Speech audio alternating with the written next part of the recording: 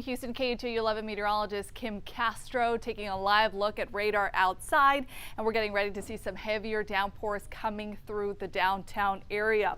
We're seeing a big cell right now that's just passed through Siena, so a little bit of a break for you, but another one right on your tail. Brookside Village with the heavy downpour right now, that bright red signaling blinding rain, so we are getting ready to see a nice soaking, but most of these storms that are pushing inland do not have a lot of instability. They don't have a lot of convection, so you shouldn't see too much in the way of lightning. Right now I could count maybe about 4 lightning strikes for that cell that's pushing into the Beltway, and shortly we'll be moving into the loop. So how about the timeline of when you could see some of that disturbed weather, the heavy rain?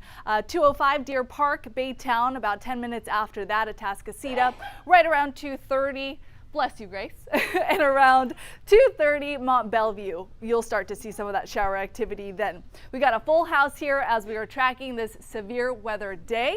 The potential has been there throughout the day. However, we've just been seeing a lot of that instability and a lot of that energy used up along the coast.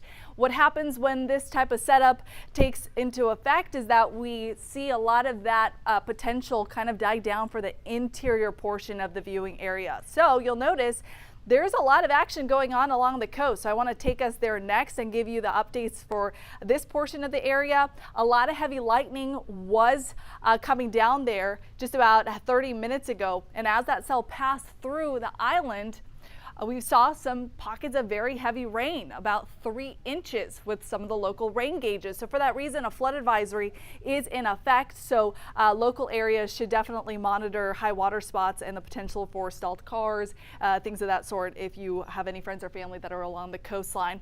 Another thing to monitor for the ship channel, turbulent weather with this cell that's elongated there, gusty wind at around 50 miles an hour.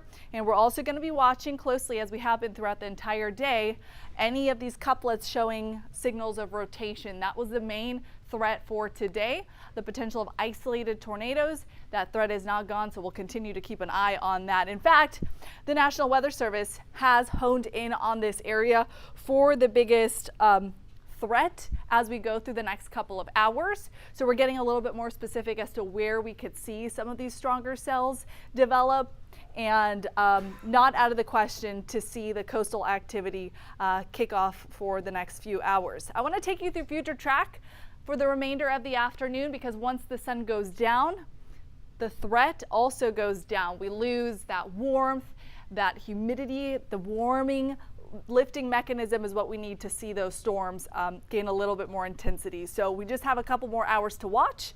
After that, things should settle down and we can carry on throughout the day. So for the next hour, we'll continue to see pockets of heavy rain shuffling from the southwest to the northeast. So downtown, while I don't think you'll see any strong storms, I do think you're going to see some heavier downpours, and that's going to pick up here in the next half hour or so and kind of give us on and off waves of that stronger shower activity throughout the afternoon. So that means as you're leaving the office, as you're picking up the kids, expect to have some periods where the rain is coming down in buckets, and that does reduce visibility. So just practice, giving yourself extra space between you and the car in front of you, making sure those windshield wipers are working overdrive. So as we head into the evening, once the sun goes down, the threat, like I mentioned, starts to diminish. We could see a couple of isolated showers still possible into the evening, but at this point, we'll be wiping the slate clean from west to east.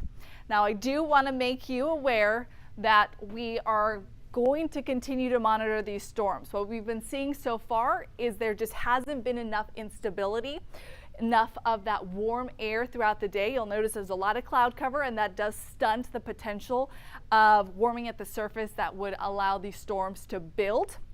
So that's the good news there. However, we're all still here. We're all just keeping a close eye on these storms, and if anything does pop up, we'll be the ones to update you first.